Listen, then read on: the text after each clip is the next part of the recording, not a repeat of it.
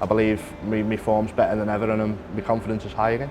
I always remember the winning double going in and the tears flooding down my face. It was a dream come true.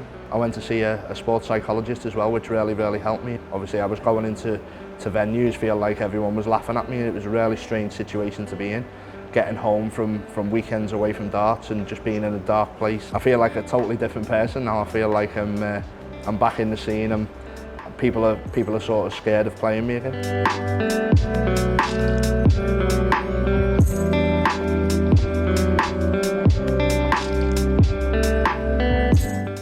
Stephen, thanks for joining us at the Liverpool M&S Bank Arena ahead of your return to the Premier League next week.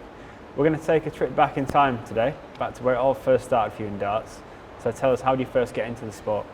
Yeah, my dad was always an avid darts player. Back in the day, he used to play a lot of the pub leagues, and he used to practice at home, and I used to obviously just jump on the board with him and play with him.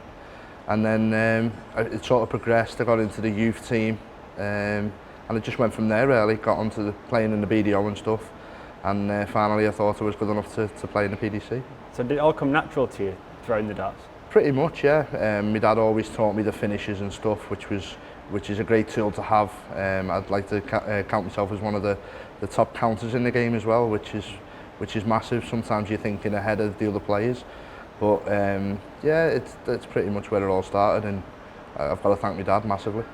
And how old were you when you realised that you were playing at a top level? You think, I can make a living, a career out of this game? I think even just when I was starting, when I was 12 years old, I was always nervous going into the youth teams and stuff, but I got my first man of the match when I was 12 years old.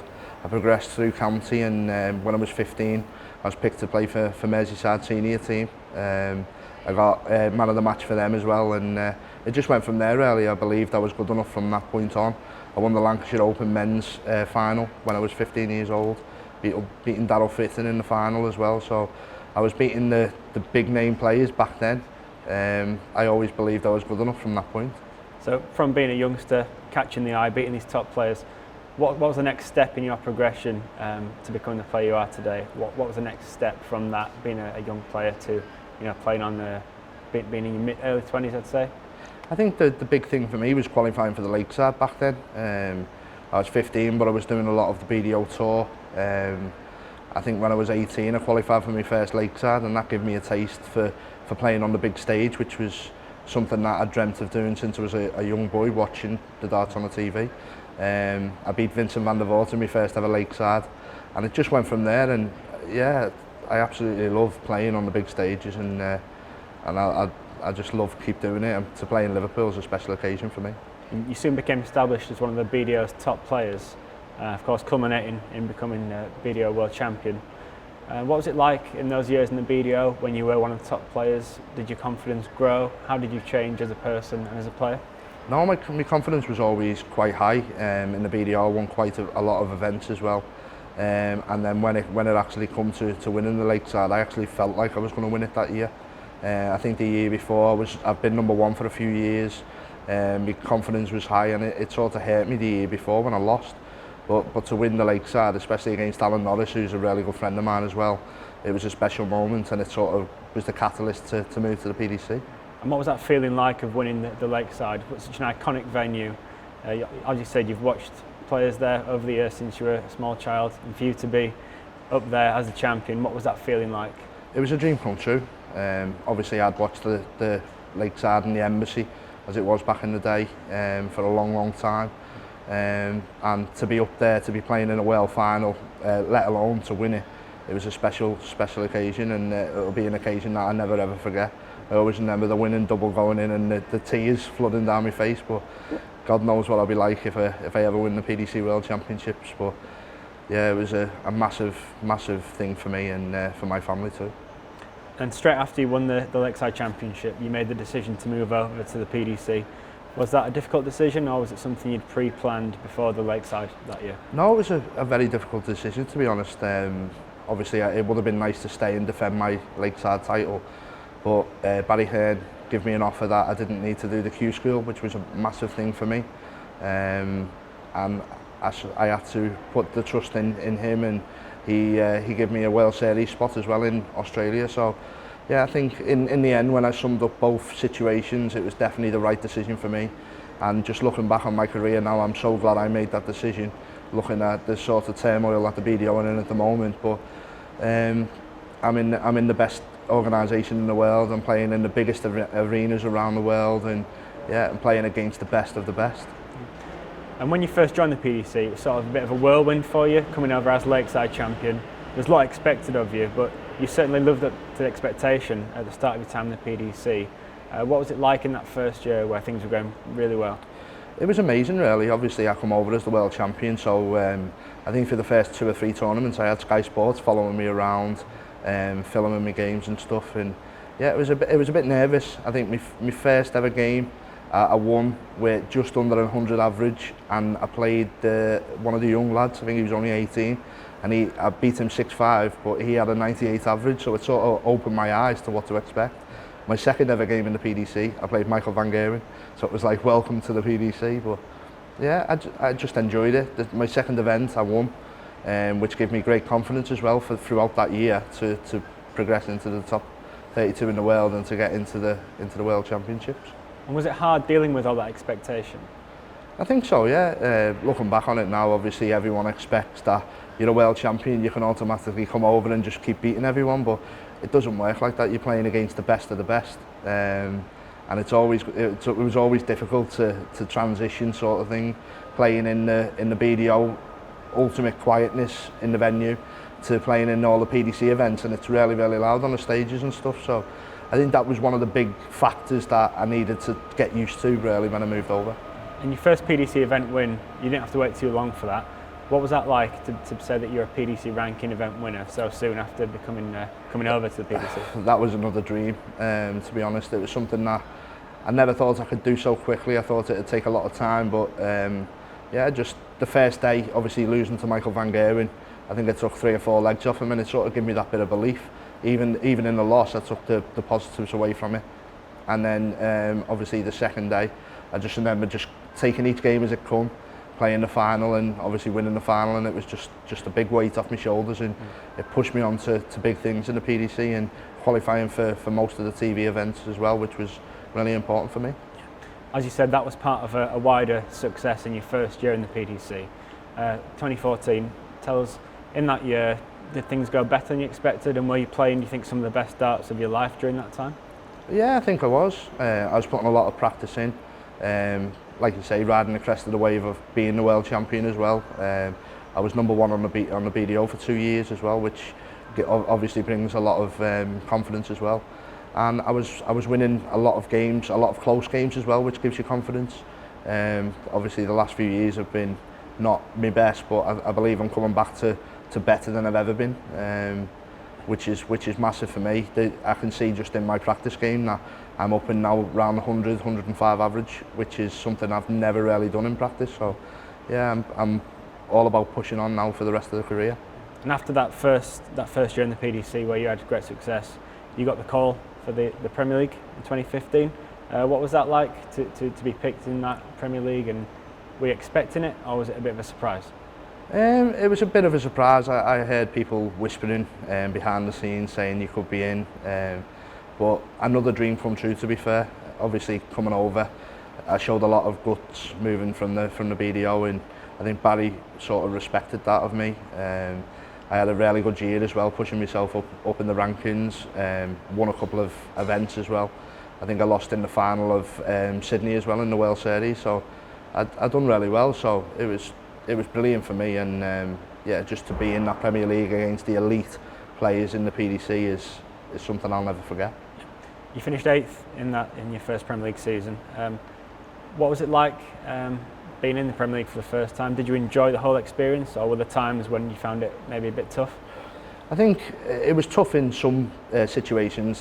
When I played Peter Wright in, I think it was Glasgow, the crowd was really against me, but I suppose you've got to take the rough with the smooth. When I played in Liverpool, I played Phil Taylor, and I found it hard because I so wanted to impress my home fans, but at the same time I was playing the best in the world, so that was a bit difficult. But I think all in all, just getting used to the Premier League, I really enjoyed my experience in it, and hopefully my form continues and we can push back into that, as a proper player instead of a contender soon. You mentioned that a couple of years previously, sort of 2016, 17 maybe, you weren't at your best. Would you say the Premier League experience affected that in any way, or would you say that's completely separate to the reason for the form dipping? No, I would say it definitely contributed to it. I always remember Rod Harrington saying, "Oh, if you get in the Premier League, you get 2 years." So I sort of thought to myself, if I don't get relegated, I've got a really good chance of being back in next year. With the experience of having that 1 year in the Premier League, and I was really looking forward to my next year. When the picks were made and I didn't quite make the second year, I was disappointed. It sort of put me on a massive downer, and it really affected my form, to be fair. I still dread the day that obviously I wasn't in, but like you say, now I'm back as a contender, really looking forward to playing in Liverpool again, and I believe my form's better than ever, and my confidence is high again. You've spoken before many times about the struggles you've had in the game. Which would you say were the lowest points that you've experienced in the last couple of years? I'd say the last 3 World Championships, barring this year. Going out first round, just generally deflated. Don't feel like you belong, don't feel like you're playing well. I went to see a sports psychologist as well, which really helped me, and he sort of trained my mind about not thinking about that, thinking more positive, and it really helped. Obviously I was going into venues, feel like everyone was laughing at me. It was a really strange situation to be in, getting home from weekends away from darts and just being in a dark place, not really speaking to the family and stuff, and locking myself away, and it was a horrible place to be in. But I feel like a totally different person now. I feel like I'm back in the scene, and people are sort of scared of playing me again. You mentioned a couple of times about what we've talked about so far in your story, that nerves maybe, could they have affected you quite badly, and sort of a lot of people can relate to being self-conscious and nervous. Do you think that had a negative impact on your performances? I think so, yeah. I think obviously when you're playing on the biggest stages around the world, it'll always affect you. Any player who says they don't suffer from nerves, even the best in the world, would be liars. People's nerves affect them in different ways. I always remember when I first come over to the PDC, I used them nerves as a positive. It sort of pushed me through that first couple of years. It was more like a start on a new school sort of nervousness, but as it went on, just with the battle I had against myself and my form and everything else, it sort of got on top of me, and that's why I went to see the sports psychologist. Yeah. And was there a catalyst, like the lowest point completely, for making you go and see the sports psychologist? Can you remember one point where you said, right, I can't do it, I need to get some help for this?